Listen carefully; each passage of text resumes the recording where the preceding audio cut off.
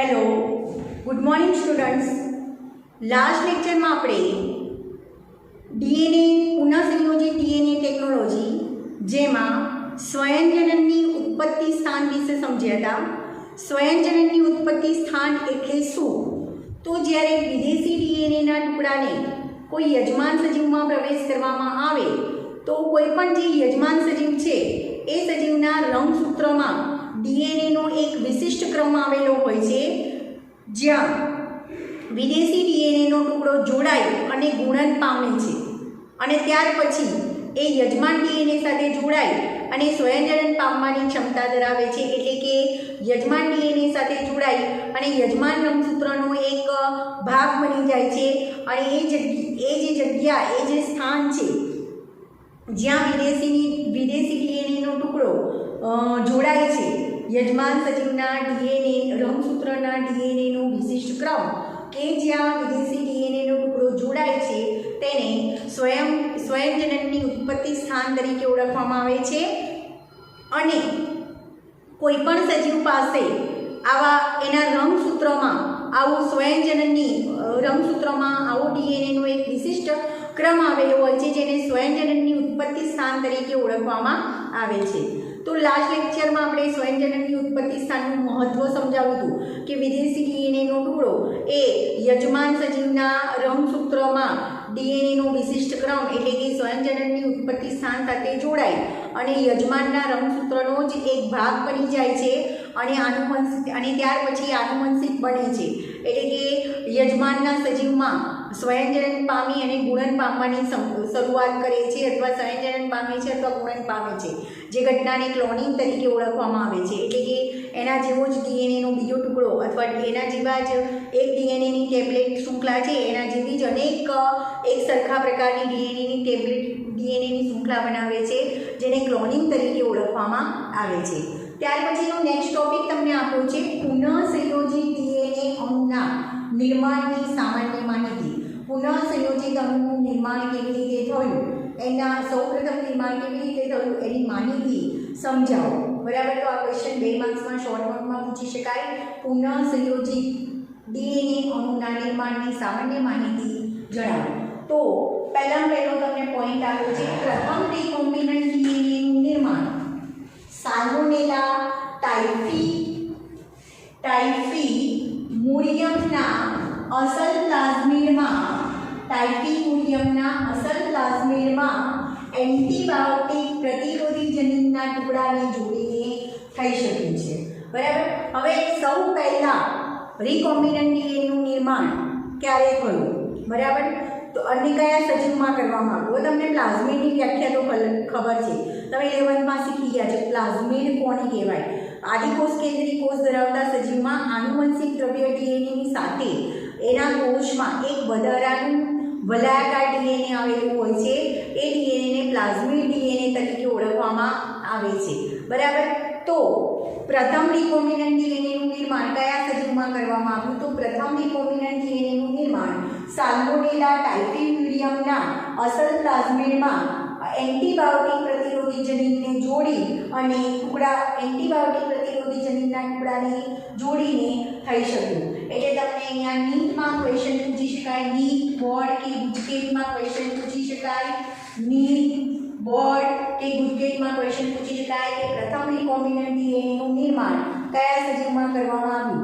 તો પ્રથમ recombinant DNA એટલે કે પુનઃસંયોજિત ડીએનએ પ્રથમ રિકોમ્બિનન્ટ ડીએનએની વ્યાખ્યા પણ તમને સમજાવી હતી કે જ્યારે બે અલગ અલગ ડીએનએના ટુકડાને જોડીને નવું જે ડીએનએ બનાવવામાં આવે છે એને પુનઃસંયોજિત ડીએનએ અથવા રિકોમ્બિનન્ટ ડીએનએ તરીકે ઓળખવામાં આવે છે. તો પ્રથમ રિકોમ્બિનન્ટ ડીએનએનું નિર્માણ કયા સજીવમાં કરવામાં આવ્યું એવું ક્વેશ્ચન બોર્ડ, ગુજકેટ કે નીટમાં પૂછી શકાય. તો પ્રથમ રિકોમ્બિનન્ટ ડીએનએનું નિર્માણ સાલ્મોનેલા ટાઇફીમુરિયમના અસલ પ્લાઝમિડમાં એન્ટીબાયોટિક પ્રતિરોધી ડીએનએના ટુકડાને જોડીને કરવામાં આવ્યું. તો અહીંયા બે ટુકડા જોડાયા. કયા બે ટુકડા? બે ડીએનએ જોડાયા અને નવું ડીએનએ બન્યું, પુનઃસંયોજિત ડીએનએ બન્યું અથવા રિકોમ્બિનન્ટ ડીએનએ બન્યું. કયા બે ડીએનએ?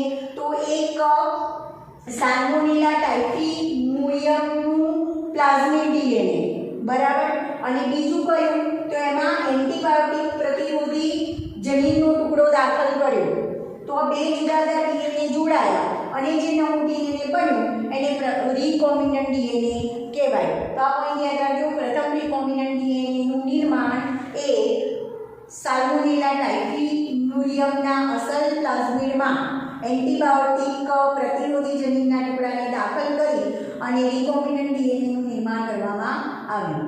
હવે આ કાર્ય કોણે કર્યું અને ક્યારે કર્યું તો એ પણ પૂછી શકાય કે પ્રથમ રિકોમ્બિનન્ટ ડીએનએનું નિર્માણ કરવાનું કાર્ય કઈ સાલમાં કરવામાં આવ્યું અને કયા વૈજ્ઞાનિકો દ્વારા કરવામાં આવ્યું. તો આ પ્રથમ રિકોમ્બિનન્ટ ડીએનએનું જે નિર્માણ કરવામાં આવ્યું સાલ્મોનેલા ટાઇફિમ્યુરિયમમાં અસલ પ્લાઝમિડમાં એન્ટીબાયોટિક પ્રતિરોધી જનીનના ટુકડાને દાખલ કરીને જે રિકોમ્બિનન્ટ ડીએનએનું નિર્માણ કરવામાં આવ્યું, પ્રથમ રિકોમ્બિનન્ટ ડીએનએનું નિર્માણ કરવામાં આવ્યું એ કાર્ય ઈસવીસન 1972માં સ્ટેનલે કોહેન અને હર્બર્ટ બોયેટ નામના વૈજ્ઞાનિકો દ્વારા કરવામાં આવ્યું. તો તમને એમ પણ પૂછી શકાય ક્વેશ્ચન, પ્રથમ રિકોમ્બિનન્ટ ડીએનએ કયા સજીવમાં કરવામાં આવ્યું, એનું નિર્માણ કરવામાં આવ્યું અને કયા વૈજ્ઞાનિકો દ્વારા કઈ સાલમાં કરવામાં આવ્યું. તો પ્રથમ રિકોમ્બિનન્ટ ડીએનએનું નિર્માણ જે સાલ્મોનેલા ટાઇફિમ્યુરિયમ નામના સજીવમાં પ્લાઝમિડમાં જોડી એન્ટીબાયોટિક પ્રતિરોધક જનીનના ટુકડાને જોડીને કરવામાં આવ્યું એ કાર્ય ઈસવીસન 1972માં સ્ટેનલે કોહેન, ફરીથી નામ યાદ રાખજો, સ્ટેનલે કોહેન અને હર્બર્ટ બોયેલ નામના વૈજ્ઞાનિકે કર્યું. તો આ ક્વેશ્ચન પણ તમને નીટ, બોર્ડ કે ગુજકેટમાં પૂછી શકાય. બરાબર. તો યાદ રાખજો, પ્રથમ રિકોમ્બિનન્ટ ડીએનએનું નિર્માણ કયા વૈજ્ઞાનિકો દ્વારા કરવામાં આવ્યું અને કઈ સાલમાં કરવામાં આવ્યું? 1972માં સ્ટેનલે કોહેન અને હર્બર્ટ બોયર નામના વૈજ્ઞાનિકો દ્વારા કરવામાં આવ્યું. ત્યાર પછીનો પોઈન્ટ યાદ રાખવાનો છે, આણ્વીય ઘાતક તરીકે ઓળખાતા રિસ્ટ્રિક્શન ઉત્સેચકોની શોધથી ડીએનએને વિશિષ્ટ જગ્યાએથી કાપવાનું શક્ય બની શક્યું. બરાબર. કોઈ પણ નવસૂત્ર ઉપરથી ડીએનએને કાપવું હોય તો એ કાપવા માટે એક પ્રકારના રિસ્ટ્રિક્શન ઉત્સેચકોની શોધ કરવામાં આવી જેને આણ્વીય ઘાતક તરીકે ઓળખવામાં આવે છે. એવા રિસ્ટ્રિક્શન ઉત્સેચકો જે ડીએનએના ટુકડાને ચોક્કસ જગ્યાએથી કાપે છે, એ ડીએનએના ટુકડાને ચોક્કસ જગ્યાએથી કાપે છે એને રિસ્ટ્રિક્શન ઉત્સેચકો અથવા આણ્વીય ઘાતક તરીકે ઓળખવામાં આવે છે. તો ત્યાર પછીનો નેક્સ્ટ પોઈન્ટ તમારે યાદ રાખવાનો છે, આણ્વીય ઘાતક તરીકે ઓળખાતા રિસ્ટ્રિક્શન ઉત્સેચકોની શોધથી ડીએનએને વિશિષ્ટ જગ્યાએથી કાપવાનું શક્ય બન્યું.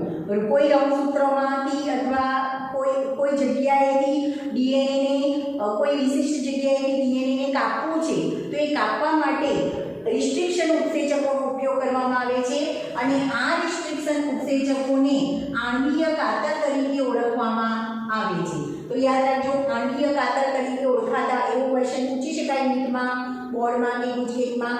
આણ્વીય ઘાતક તરીકે ઓળખાતા ઉત્સેચકો કયા છે? તો આણ્વીય ઘાતક તરીકે ઓળખાતા રિસ્ટ્રિક્શન ઉત્સેચકો છે. બરાબર. આણ્વીય ઘાતક તરીકે ઓળખાતા ઉત્સેચકોને રિસ્ટ્રિક્શન ઉત્સેચકો તરીકે ઓળખવામાં આવે છે જે ડીએનએને વિશિષ્ટ જગ્યાએથી કાપે છે. અથવા તમને એવું પૂછી શકાય ક્વેશ્ચનમાં કે ડીએનએને વિશિષ્ટ જગ્યાએથી કાપવા માટે કયા ઉત્સેચકોનો ઉપયોગ કરવામાં આવે છે? તો ડીએનએને વિશિષ્ટ જગ્યાએથી કાપવા માટે રિસ્ટ્રિક્શન ઉત્સેચકોનો ઉપયોગ કરવામાં આવે છે. કાપેલા ડીએનએના હવે આગળ કઈ પ્રોસેસ કરવામાં આવે છે? તો કાપેલા ડીએનએના ટુકડાને પ્લાઝમિડ, જેને આપણે વાહક કહીએ છીએ, પ્લાઝમિડ સાથે જોડવામાં આવે છે અને આ પ્લાઝમિડ ડીએનએ એ વાહકની જેમ કાર્ય કરે છે જે તેની સાથે જોડાયેલ ડીએનએને સ્થળાંતરિત કરે છે. હવે કઈ પ્રક્રિયા કરવામાં આવે છે? તો જે કાપેલો ડીએનએનો ટુકડો છે એ કાપેલા ડીએનએના ટુકડાને પ્લાઝમિડ સાથે જોડી દેવામાં આવે છે.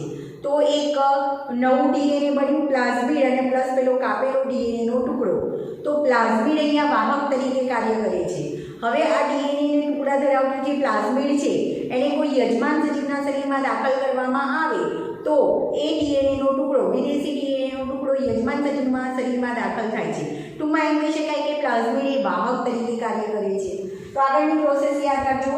પહેલું તો અહીંયા બાયોટેકનોલોજીમાં રિકોમ્બિનન્ટ ડીએનએનું નિર્માણ કરવા માટે પહેલાં રિસ્ટ્રિક્શન ઉત્સેચકો, આણ્વીય ઘાતક તરીકે ઓળખાતા રિસ્ટ્રિક્શન ઉત્સેચકોની મદદથી ડીએનએને વિશિષ્ટ જગ્યાએથી કાપવામાં આવે છે, પછી કાપેલા ડીએનએના ટુકડાને પ્લાઝમિડ સાથે જોડી દેવામાં આવે છે અને પછી એ પ્લાઝમિડ કે જે ડીએનએનો ટુકડો એની સાથે જોડ્યો છે એ પ્લાઝમિડ ડીએનએ વાહકની જેમ કાર્ય કરે છે. ડીએનએ વાહક એટલે પ્લાઝમિડ પોતે વાહક તરીકે કાર્ય કરે છે. પેલો ડીએનએનો ટુકડો છે એની સાથે જોડ્યો છે એ ડીએનએના ટુકડાને સ્થળાંતરિત કરવાનું કામ કરે છે. એટલે એમ કહી શકાય કે પ્લાઝમિડ વાહક તરીકે કાર્ય કરે છે. એનું એક્ઝામ્પલ આપેલું છે. પ્લાઝમિડ વાહક તરીકે કાર્ય કરે છે સમજાવવું હોય તો એનું એક્ઝામ્પલ આપેલું છે. જેમ મચ્છર છે એ કીટ વાહક તરીકે વર્તી પરોપજીવી મેલેરિયાના પરોપજીવીને મનુષ્યમાં સ્થળાંતરિત કરે છે, એમ પ્લાઝમિડ વાહક તરીકે ઉપયોગ કરી વિદેશી ડીએનએના ટુકડાને યજમાનમાં દાખલ કરવામાં એનો ઉપયોગ કરવામાં આવે છે. પ્લાઝમિડ એટલે શું? પ્લાઝમિડ એ વાહક તરીકે વર્તે છે. હવે તમને એક સરળ ઉદાહરણ દ્વારા સમજાવવામાં આવે. તમે આગળના ચેપ્ટરમાં 10મા ચેપ્ટરમાં મેલેરિયા રોગ વિશે સમજી ગયા છે કે મેલેરિયા પ્રકારનો રોગ શેના દ્વારા થાય છે? પ્લાઝ્મોડિયમ પ્રકારના પરોપજીવીથી થાય છે. આ પ્લાઝ્મોડિયમ પરોપજીવી માદા એનાફિલિસ મચ્છરના મુખાંગોમાં હોય છે.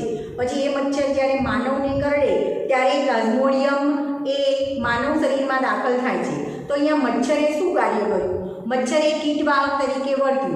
મચ્છર એ પ્લાઝ્મોડિયમના જે પરોપજીવી છે, જે મેલેરિયાના પરોપજીવી જેને પ્લાઝ્મોડિયમ તરીકે ઓળખવામાં આવે છે, એ પ્લાઝ્મોડિયમ મચ્છર દ્વારા મનુષ્યમાં દાખલ થયું. તો વચ્ચે મધ્યસ્થી કોણ બન્યું? વાહક કોણ બન્યું? પ્લાઝ્મોડિયમને મનુષ્યમાં દાખલ કરવા માટે વાહક કોણ બન્યું? મચ્છર.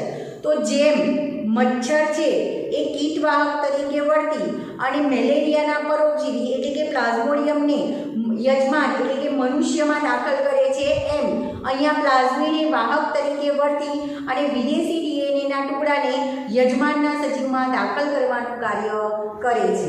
તો અહીંયા યાદ રાખજો, જે રીતે અહીંયા પોઈન્ટ આપ્યો છે, સરળ ભાષામાં તમને સમજાવ્યું છે. જે રીતે મચ્છર કીટવાહક તરીકે વર્તીને મલેરિયાના પરોપજીવીને મનુષ્યમાં સ્થળાંતરિત કરે છે, એ જ રીતે પ્લાઝમિડ પોતે વાહક તરીકે વર્તે છે. પહેલા તો પ્લાઝમિડ સાથે વિદેશી ડીએનએનો ટુકડો દાખલ કર્યો છે. એ પ્લાઝમિડ વાહક તરીકે એનો ઉપયોગ કરીને વિદેશી ડીએનએના ટુકડાને યજમાનમાં દાખલ કરવામાં આવે છે. તો વિદેશી ડીએનએના ટુકડાને યજમાનમાં દાખલ કરવા માટે કોની જરૂર પડે છે? પ્લાઝમિડ જેવા વાહકની જરૂર પડે છે. તો પહેલો પોઈન્ટ યાદ રાખજો. પહેલાં કોઈ ડીએનએને વિશિષ્ટ જગ્યાએથી કાપવામાં આવે છે. એ કાપવા માટે રિસ્ટ્રિક્શન ઉત્સેચકોનો ઉપયોગ કરવામાં આવે છે. પછી એ અલગ કરેલા ડીએનએના ટુકડાને પ્લાઝમિડ સાથે જોડવામાં આવે છે. અહીંયા પ્લાઝમિડ વાહક તરીકે કાર્ય કરે છે અને એ પ્લાઝમિડ એ વિદેશી ડીએનએના ટુકડાને યજમાનના સજીવના શરીરમાં દાખલ કરે છે. બરાબર. તો એમ કહી શકાય કે પ્લાઝમિડ પોતે વાહક તરીકે કાર્ય કરી અને વિદેશી ડીએનએના ટુકડાને યજમાનના સજીવના યજમાનમાં દાખલ કરવા માટે ઉપયોગી છે અથવા દાખલ કરે છે. નેક્સ્ટ ટોપિક આપ્યો છે. પછી એમાં તમારે પોઈન્ટ યાદ રાખવાનું છે કે એન્ટીબાયોટિક જનીનને વાહક સાથે જોડવાનું કાર્ય ડીએનએ લાઇગેઝ ઉત્સેચક દ્વારા કરવામાં આવે છે અથવા ડીએનએ લાઇગેઝ ઉત્સેચક દ્વારા થાય છે. તો આ પણ મોસ્ટ આઈએમપી ક્વેશ્ચન છે. નીટ બોર્ડ કે ગુજકેટમાં તમને આ ક્વેશ્ચન પૂછી શકાય કે એન્ટીબાયોટિક જનીનને વાહક સાથે જોડવાનું કામ કયો ઉત્સેચક કરે છે? તો એન્ટીબાયોટિક જનીનને વાહક એટલે કે પ્લાઝમિડ એ વાહક તરીકે કાર્ય કરે છે. તો પ્લાઝમિડ વાહક સાથે જોડવાનું કામ કોણ કરે છે? ડીએનએ લાઇગેઝ ઉત્સેચક કરે છે. ફરીથી પોઈન્ટ યાદ રાખજો. એન્ટીબાયોટિક જનીનને વાહક સાથે જોડવાનું કાર્ય ડીએનએ લાઇગેઝ ઉત્સેચક દ્વારા થાય છે. તો એમ કહી શકાય કે રિસ્ટ્રિક્શન ઉત્સેચકો ડીએનએની કોઈ વિશિષ્ટ જગ્યાએથી કાપે છે અને લાઇગેઝ પ્રકારના ઉત્સેચકો છે એ એન્ટીબાયોટિક જનીનને વાહક સાથે જોડવાનું કાર્ય કરે છે. તો ફરીથી અહીંયા ક્વેશ્ચન પૂછી શકાય, યાદ રાખજો. એન્ટીબાયોટિક જનીનને વાહક સાથે જોડવાનું કાર્ય કયો ઉત્સેચક કરે છે? એન્ટીબાયોટિક જનીનને વાહક સાથે જોડવાનું કાર્ય ડીએનએ લાઇગેઝ ઉત્સેચક કરે છે. તો આ ક્વેશ્ચન નીટ બોર્ડ કે ગુજકેટ માટે યાદ રાખજો. બરાબર. નીટમાં ક્વેશ્ચન પૂછી શકાય. બરાબર કે એન્ટીબાયોટિક જનીનને વાહક સાથે જોડવાનું કાર્ય કરતો ઉત્સેચક કયો? ડીએનએ લાઇગેઝ ઉત્સેચક. ત્યાર પછી તમને પોઈન્ટ આવ્યો છે. આવી રીતે નવા સ્વયં પ્રતિકૃતિ બનાવવાવાળા વલયાકાર ડીએનએનું નિર્માણ થાય છે, જેને રિકોમ્બિનન્ટ ડીએનએ તરીકે ઓળખવામાં આવે છે. બરાબર. હવે રિકોમ્બિનન્ટ ડીએનએ કઈ રીતે બન્યું? તો દાખલા તરીકે આ વિદેશી ડીએનએનો ટુકડો છે. બરાબર. આ વિદેશી ડીએનએનો ટુકડો છે. બરાબર. અને આ ઈ કોલાઈ બેક્ટેરિયા અને આ જે છે આ વિદેશી ડીએનએનો ટુકડો છે, આ પ્લાઝમિડ છે. તો પ્લાઝમિડને આ જગ્યાએથી કાપવામાં આવે છે. આ વિદેશી ડીએનએનો ટુકડો કાપેલો છે, પ્લાઝમિડને આ જગ્યાએથી કાપી દેવામાં આવે છે. પ્લાઝમિડ જે વાહક તરીકે કાર્ય કરે છે, પ્લાઝમિડને આ જગ્યાએથી કાપી દેવામાં આવે છે અને આ વિદેશી ડીએનએના ટુકડાને અહીંયા પ્લાઝમિડ સાથે જોડી દેવામાં આવે છે. અને જોડવામાં પણ મદદ કરે છે. તો હમણાં આગળ સમજાવ્યું, ડીએનએ લાઇગેઝ ઉત્સેચક વિદેશી ડીએનએના ટુકડાને પ્લાઝમિડ સાથે જોડવાનું કામ કરે છે. અને પછી અહીંયા જે નવો ડીએનએનો ટુકડો બનશે, નવું વલયાકાર ડીએનએ બનશે કે જેમાં પેલો વિદેશી ડીએનએનો ટુકડો જોડાયેલો છે, તો આ જે નવું ડીએનએ બન્યું એને રિકોમ્બિનન્ટ ડીએનએ અથવા પુનઃસંયોજિત ડીએનએ તરીકે ઓળખવામાં આવે છે. તો આવી રીતે વલયાકાર પુનઃસંયોજિત ડીએનએનું નિર્માણ થાય છે. તો ફરીથી પોઈન્ટ યાદ રાખજો, આવી રીતે નવા સ્વયં પ્રતિકૃતિ બનાવવાવાળા વલયાકાર ડીએનએનું નિર્માણ થાય છે, જેને રિકોમ્બિનન્ટ ડીએનએ તરીકે ઓળખવામાં આવે છે. આ જે નવું ડીએનએ બન્યું, આ ડીએનએ રિકોમ્બિનન્ટ ડીએનએ પુનઃસંયોજિત ડીએનએ બન્યું એ સ્વયંજનન પામી અને નવી પ્રતિકૃતિ બનાવી શકે છે. બરાબર. તો ફરીથી યાદ રાખજો, દાખલા તરીકે આ વિદેશી ડીએનએનો ટુકડો છે, એને કોઈ સજીવના રંગસૂત્રના ડીએનએમાં કોઈ ચોક્કસ જગ્યાએથી વિદેશી ડીએનએનો ટુકડો કાપવામાં આવે છે, જે ઇચ્છિત લક્ષણો ધરાવતો ટુકડો છે. હવે એ વિદેશી ડીએનએ ટુકડાને પસંદ કરવામાં આવે છે. બીજું આ પ્લાઝમિડ છે. પ્લાઝમિડની વ્યાખ્યા તમને ખબર છે. આદિકોષ કેન્દ્રીય કોષ ધરાવતા સજીવોમાં આનુવંશિક જનીનદ્રવ્ય ડીએનએની સાથે એક વલયાકાર ડીએનએ આવેલું હોય છે, જેને પ્લાઝમિડ તરીકે ઓળખવામાં આવે છે. તો પ્લાઝમિડ પહેલાં ગોળાકાર વલયાકાર હોય છે. એ પ્લાઝમિડને પહેલાં એક જગ્યાએથી કાપી દેવામાં આવે છે. જે જગ્યાએથી કાપવામાં આવે છે એ જગ્યાએ આ વિદેશી ડીએનએનો ટુકડો દાખલ કરવામાં આવે છે અથવા જોડવામાં આવે છે. તો આ રીતના અહીંયા વિદેશી ડીએનએનો ટુકડો પ્લાઝમિડ સાથે જોડાય અને જે નવો ડીએનએ બને છે એને પુનઃસંયોજિત ડીએનએ અથવા રિકોમ્બિનન્ટ ડીએનએ તરીકે ઓળખવામાં આવે છે. એટલે કે પ્રથમ રિકોમ્બિનન્ટ ડીએનએનું નિર્માણ આવી રીતે કરવામાં આવ્યું હતું અને સાલ્મોનેલા ટાઇફિમ્યુરિયમ નામના અસલ પ્લાઝમિડમાં એન્ટીબાયોટિક પ્રતિરોધી જનીન દાખલ કરી અને આવું રિકોમ્બિનન્ટ ડીએનએ બનાવવામાં આવ્યું હતું. આવી રીતે જ્યાં આ રિકોમ્બિનન્ટ ડીએનએનું નિર્માણ થયું છે, હવે આ રિકોમ્બિનન્ટ ડીએનએ ઈ કોલાઈ બેક્ટેરિયામાં સ્થાનાંતરિત કરવામાં આવે છે. ત્યાર પછીનો પોઈન્ટ તમારે યાદ રાખવાનો છે, જ્યારે આ ડીએનએ એટલે કે રિકોમ્બિનન્ટ ડીએનએ, જ્યારે આ ડીએનએને ઈ કોલાઈ બેક્ટેરિયામાં સ્થાનાંતરિત કરવામાં આવે છે ત્યારે તે નવા યજમાનમાં ડીએનએ પોલિમરેઝ ઉત્સેચકનો ઉપયોગ કરીને પ્રતિકૃતિઓ બનાવવા લાગે છે. હવે આ જે નવું રિકોમ્બિનન્ટ ડીએનએ બન્યું એ નવા રિકોમ્બિનન્ટ ડીએનએ આપણે ઈ કોલાઈ બેક્ટેરિયામાં, દાખલા તરીકે આ ઈ કોલાઈ બેક્ટેરિયા છે, બરાબર, અને આ નવા રિકોમ્બિનન્ટ ડીએનએ ને આ આદિકોષ કેન્દ્રીય કોષ ધરાવતું ઈ કોલાઈ બેક્ટેરિયા છે, આ એનું વલયાકાર એનું આનુવંશિક દ્રવ્ય છે અને આ પ્લાઝમિડ છે. એટલે કે આ જે રિકોમ્બિનન્ટ ડીએનએ બન્યું એ રિકોમ્બિનન્ટ ડીએનએને આપણે જ્યારે ઈ કોલાઈ બેક્ટેરિયામાં દાખલ કરીએ છીએ ત્યારે શું થાય છે? તો ઈ કોલાઈ બેક્ટેરિયામાં આ જે પુનઃસંયોજિત ડીએનએ છે એ ડીએનએ ઈ કોલાઈ બેક્ટેરિયામાં સ્થાનાંતરિત કરવામાં આવે છે ત્યારે યજમાનમાં એટલે કે ઈ કોલાઈમાં એ ડીએનએ નવા યજમાન એટલે કે ઈ કોલાઈમાં ડીએનએ પોલિમરેઝ ઉત્સેચકોની મદદથી ઉપયોગ કરીને નવી પ્રતિકૃતિઓ બનાવવા લાગે છે.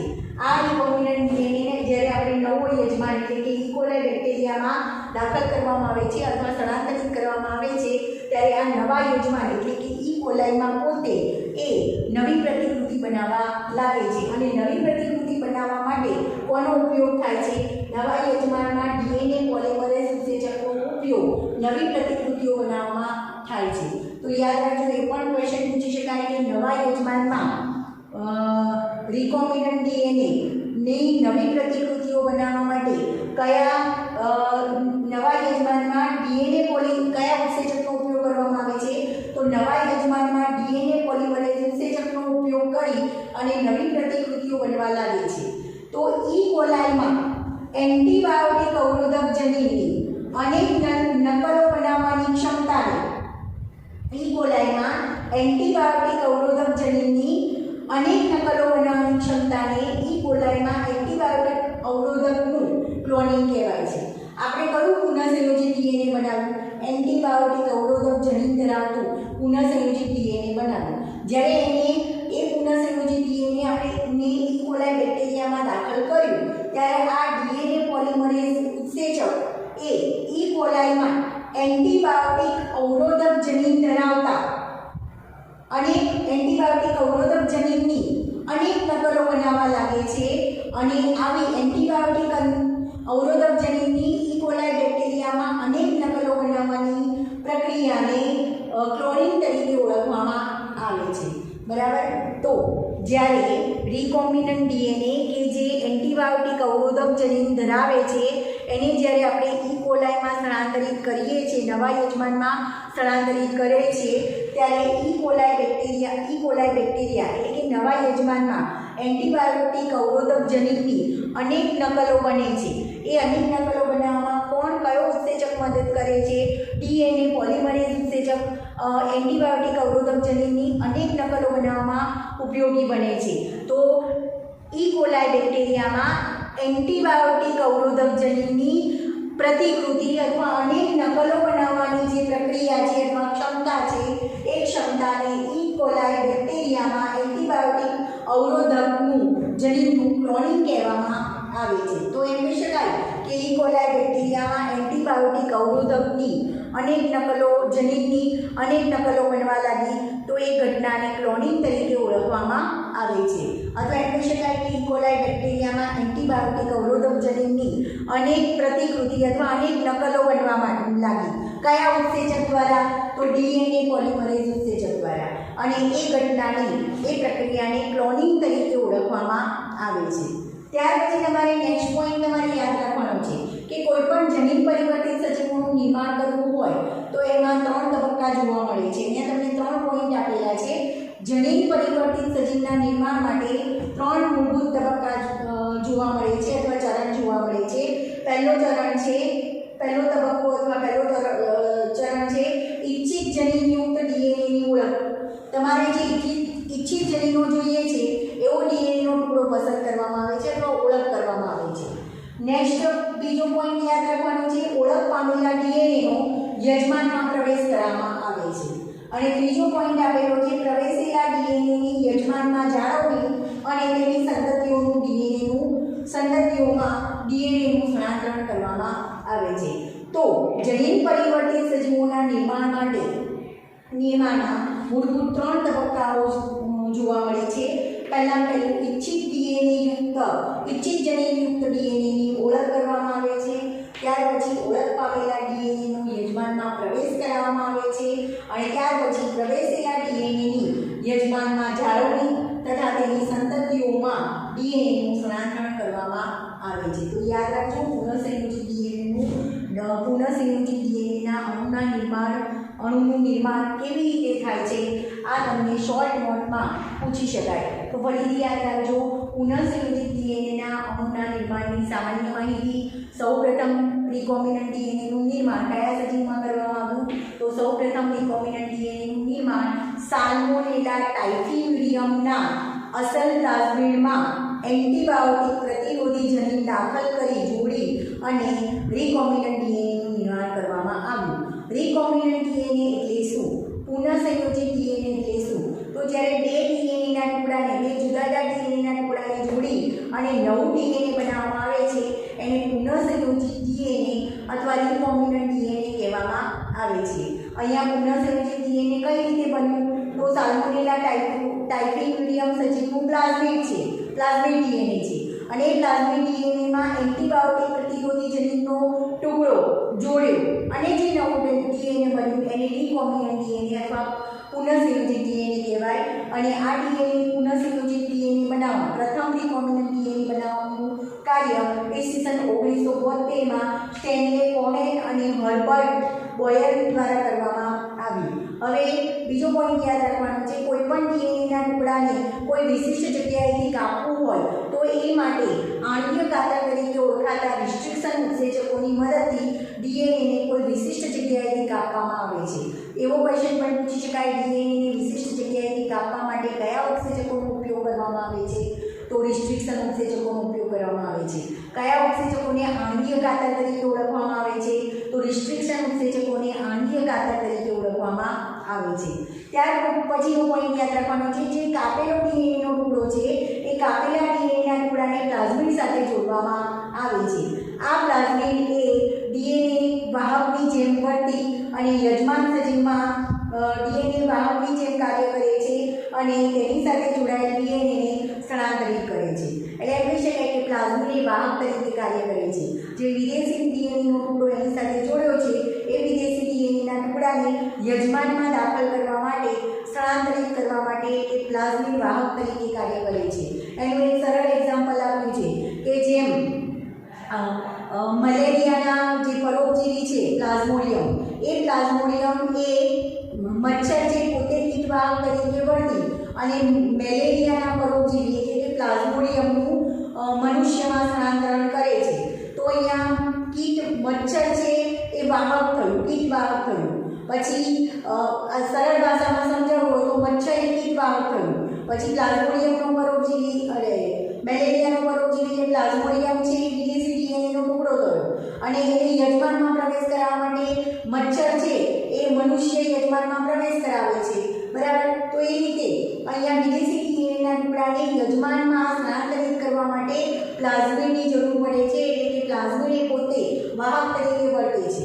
તો અહીંયા એક્ઝામ્પલ આપીને સમજાવ્યું છે તમને, જે રીતે મચ્છર કીટવાહક તરીકે વર્તીને મેલેરિયાના પરોપજીવીને મનુષ્યનામાં સ્થળાંતરિત કરે છે, એ જ રીતે પ્લાઝમિડનો વાહક તરીકે ઉપયોગ કરવામાં આવે છે અને વાહક તરીકે ઉપયોગ કરી વિદેશી ડીએનએના ટુકડાને યજમાનમાં દાખલ કરવામાં આવે છે.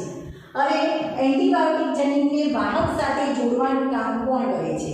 તો એન્ટીબાયોટિક પ્રતિરોધી જનીનને વાહક એટલે કે પ્લાઝમિડ સાથે જોડવાનું કામ ડીએનએ લાઇગેઝ ઉત્સેચક દ્વારા કરવામાં આવે છે. તો આ ક્વેશ્ચન તમને નીટમાં, બોર્ડમાં કે ગુજકેટમાં પૂછી શકાય. એન્ટીબાયોટિક જનીનને પ્લાઝમિડ વાહક સાથે જોડવાનું કામ ડીએનએ લાઇગેઝ દ્વારા કરવામાં આવે છે.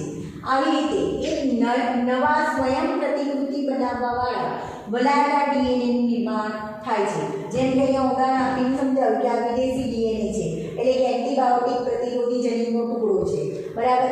પછી આ દાખલા તરીકે આ સાલ્મોનેલા ટાઇફીમ્યુરિયમનું પ્લાઝમિડ છે, એ પ્લાઝમિડને એક જગ્યાએથી કાપી દેવામાં આવે છે અને પેલા વિદેશી ડીએનએને એમના ટુકડાને એની સાથે જોડી દેવામાં આવે છે અને એક નવું વલાયકાર ડીએનએ બને છે, જેને પુનઃસંયોજિત ડીએનએ કહેવાય અને જે સ્વયં પ્રતિકૃતિ સ્વયંજનન કરવાની ક્ષમતા ધરાવે છે. તો આવી રીતે નવા સ્વયં પ્રતિકૃતિ બનાવવાવાળા વલાયકાર ડીએનએનું નિર્માણ થાય છે, જેને રિકોમ્બિનન્ટ ડીએનએ અથવા પુનઃસંયોજિત ડીએનએ તરીકે ઓળખવામાં આવે છે. હવે જ્યારે આ પુનઃસંયોજિત ડીએનએને ઈ કોલાઈ બેક્ટેરિયા જેવા યજમાનમાં દાખલ કરવામાં આવે, સ્થળાંતરિત કરવામાં આવે છે, ત્યારે તે નવા યજમાનમાં ડીએનએ પોલિમરેઝ ઉત્સેચકનો ઉપયોગ કરીને પ્રતિકૃતિઓ બનાવવા લાગે છે. એટલે કે આ જે નવું વલાયકાર ડીએનએ બન્યું, પુનઃસંયોજિત ડીએનએ બન્યું, એ એન્ટીબાયોટિક પ્રતિરોધી જનીન ધરાવતું નવું જે ડીએનએ બન્યું, પુનઃસંયોજિત ડીએનએ બન્યું, એને ઈ કોલાઈ બેક્ટેરિયામાં જ્યારે સ્થળાંતરિત કરવામાં આવે છે, ત્યારે ડીએનએ પોલિમરેઝ ઉત્સેચકની મદદથી આ નવું યજમાન એટલે કે ઈ કોલાઈમાં આ એન્ટીબાયોટિક પ્રતિરોધી જનીનની નકલો બનવા લાગે છે, એનું સ્વયંજનન થવા લાગે છે. તો આ રીતે ઈ કોલાઈ બેક્ટેરિયામાં એન્ટીબાયોટિક અવરોધક જનીનની અનેક નકલો બનવાની ક્ષમતાને ઈ કોલાઈમાં એન્ટીબાયોટિક અવરોધક જનીનનું ક્લોનિંગ કહેવામાં આવે છે. કારણ કે એન્ટીબાયોટિક અવરોધક જનીનની નકલો ઈ કોલાઈ બેક્ટેરિયામાં બનવા લાગી. શેના દ્વારા? પુનઃસંયોજિત ડીએનએ દ્વારા. દ્વારા, તો એને ક્લોનિંગ તરીકે ઓળખવામાં આવે છે. ત્યાર પછીનો પોઈન્ટ યાદ રાખજો, કોઈ પણ જનીન પરિવર્તિત સજીવના નિર્માણ માટે 3 તબક્કા જવાબદાર છે. 3 તબક્કા ઉપયોગમાં લેવામાં આવે છે. પહેલા પહેલું તો ઇચ્છિત જનીનની ઓળખ, ઇચ્છિત જનીનયુક્ત ડીએનએની પસંદગી કરવામાં આવે છે, તો ઓળખ કરવામાં આવે છે. ત્યાર પછીનો પોઈન્ટ આવેલો છે, ઓળખ પામેલા ડીએનએનો યજમાનમાં પ્રવેશ કરાવવામાં આવે છે. ત્યાર પછીનો ત્રીજો પોઈન્ટ યાદ રાખવાનો છે, પ્રવેશેલા ડીએનએની યજમાનમાં જાળવણી કરવામાં આવે છે તથા તેની સંતતિઓમાં ડીએનએનું સ્થાનાંતરણ કરવામાં આવે છે. તો પોઈન્ટ યાદ રાખજો, પુનઃસંયોજિત ડીએનએનું નિર્માણ કેવી રીતે કરવામાં આવે છે એની સામાન્ય માહિતી તમને 2 માર્ક્સમાં શોર્ટ નોટમાં પૂછી શકાય અને એમાંથી MCQ તમને નીટમાં, બોર્ડમાં અને ગુજકેટમાં પૂછી શકાય. વાત કરીએ કે જનીન પરિવર્તિત સજીવોના નિર્માણના 3 ચરણો તમને આપેલા છે કે ઇચ્છિત ડીએનએના ટુકડાની પસંદગી, એનું વાહક સાથે જોડાણ કરી અને પુનઃસંયોજિત ડીએનએનું નિર્માણ કરવામાં આવે છે અને ત્યાર પછી યજમાનમાં એને સ્થાનાંતરિત કરવામાં આવે છે. એવા 3 ચરણો તમને આપેલા છે. તમને આ પોઈન્ટ તમારી ટેક્સ્ટબુકમાં આપેલો નથી કે પુનઃસંયોજિત ડીએનએ ટેકનોલોજીના મુખ્ય તબક્કાઓ કયા છે, કઈ રીતે પુનઃસંયોજિત ડીએનએ ટેકનોલોજીમાં પ્રક્રિયા કરવામાં આવે છે. તો પુનઃસંયોજિત ડીએનએ ટેકનોલોજીના મુખ્ય 5 તબક્કા છે. પહેલા પહેલું તો ડીએનએના ટુકડાનું નિર્માણ કરી અને ઇચ્છિત ડીએનએના લક્ષણો ધરાવતા ટુકડાની પસંદગી કરવામાં આવે છે. તો જે તમે પહેલું ચરણ આપ્યું છે કે ઇચ્છિત ડીએનએના ટુકડાની પસંદગી કરવી, તો એ પોઈન્ટ આ છે, ડીએનએના ટુકડાનું નિર્માણ અને એમાંથી ડીએનએના ઇચ્છિત લક્ષણો ધરાવતા ટુકડાની પસંદગી કરવામાં આવે છે. ત્યાર પછી બીજો કયો તબક્કો આવે, તો પસંદ કરેલો જે ડીએનએનો ટુકડો છે એનું ક્લોનિંગ વાહક એટલે કયો, પ્લાઝમિડ. પસંદ કરેલ ડીએનએનો ટુકડો એનું ક્લોનિંગ વાહકમાં ઉતરણ કરવામાં આવે છે. એટલે એનો મતલબ શું કહેવામાં, અહીંયા બીજો સ્ટેપ આપેલો છે, પસંદ કરેલ ડીએનએનો ટુકડો એનું ક્લોનિંગ વાહકમાં ઉતરણ કરી અને ઉતરણ દ્વારા પુનઃસંયોજિત ડીએનએનું સર્જન કરવામાં આવે છે. આનો મતલબ એમ કે જે તમે વિદેશી ડીએનએનો ટુકડો પસંદ કર્યો છે એને પ્લાઝમિડ વાહકમાં જોડવામાં આવે છે અને એ બંને ડીએનએ, જે વિદેશી ડીએનએ અને પ્લાઝમિડનો ડીએનએ એ બે જોડી અને જે નવું ડીએનએનું નિર્માણ થયું એને પુનઃસંયોજિત ડીએનએ તરીકે ઓળખવામાં આવે છે. ત્યાર પછી પુનઃસંયોજિત ડીએનએનું નિર્માણ કર્યા પછી પુનઃસંયોજિત વાહકોની યજમાન કોષોમાં ઉતરણ અથવા ઓળખ કરવામાં આવે છે. પુનઃસંયોજિત ડીએનએ જે છે બન્યું એને પ્લાઝમિડની પુનઃસંયોજિત જે વાહક છે એને યજમાન સજીવમાં દાખલ કરવામાં આવે છે અને એની ઓળખ કરવામાં આવે છે. ત્યાર પછીનું સ્ટેપ છે પુનઃસંયોજિત અણુઓ ધરાવતા ક્લોન્સનું બહુગુણન અને પસંદગી કરવામાં આવે છે. જે પુનઃસંયોજિત ડીએનએ એ યજમાનના સજીવમાં દાખલ કર્યું, એ યજમાન સજીવમાં એનું ક્લોનિંગ થવા લાગે છે, એનું બહુગુણન થાય છે અને એની પસંદગી કરવામાં આવે છે. અને ત્યાર પછી છેલ્લો ટોપિક છે, છેલ્લું સ્ટેપ છે જનીન અભિવ્યક્તિ દ્વારા ઇચ્છિત નિપજની બનાવટ કે ઉત્પત્તિ પ્રાપ્ત કરવામાં આવે છે. ઇચ્છિત નિપજ, જે તમારે નિપજ જોઈએ છે એ જનીન અભિવ્યક્તિ દ્વારા એ ઇચ્છિત નિપજ એ બનાવવામાં આવે છે અથવા તો એની ઉત્પત્તિ કરવામાં આવે છે. તો આ સ્ટેપ તમને આપેલા નથી, આ ખાલી એક્સ્ટ્રા માહિતી માટે તમને લખાયા, બાકી તમને સરળ ભાષામાં આપેલું છે કે કોઈ પણ રિકોમ્બિનન્ટ ડીએનએનું નિર્માણ કઈ રીતે થાય અથવા જનીન પરિવર્તિત સજીવોમાં જનીન પરિવર્તિત સજીવોમાં જે પુનઃસંયોજિત ડીએનએ બને છે, રિકોમ્બિનન્ટ ડીએનએ છે, એના 3 સ્ટેપ આપેલા છે કે સૌપ્રથમ ઇચ્છિત જનીનો ધરાવતો ડીએનએ પસંદ કરવામાં આવે છે ડીએનએના ટુકડાને, એ ડીએનએના ટુકડાને વાહક એટલે કે પ્લાઝમિડ સાથે જોડવામાં આવે છે અને પછી એ ડીએનએનો ટુકડો જે પ્લાઝમિડ વાહક સાથે જોડવામાં આવે છે એ ડીએનએ સાથે એ પ્લાઝમિડ વાહકને યજમાનમાં દાખલ કરી અને યજમાનમાં એનું સ્વયંજનન કરવામાં આવે છે. બરાબર. તો પુનઃસંયોજિત ડીએનએનું નિર્માણ કઈ રીતે થાય છે એ આ ટોપિક દ્વારા સમજાવ્યું, જે તમને 2 માર્ક્સમાં શોર્ટ નોટ તરીકે પૂછી શકાય અને આગળની બધી પ્રોસેસ આના ઉપર આધારિત છે. એટલે આ ટોપિક બરાબર ધ્યાન રાખી વાંચી અને સમજી લેજો. તો કયા ઉત્સેચક ડીએનએને કાપવામાં મદદ કરે છે, કયા ઉત્સેચક ડીએનએને જોડવામાં મદદ કરે છે, કયા ઉત્સેચક સ્વયંજનન માટે જવાબદાર છે, સ્વયંજનન એટલે કે નવા ડીએનએના નિર્માણ માટે જવાબદાર છે, એ બધા જ ઉત્સેચકોના નામ પણ તમારે યાદ રાખવાના છે.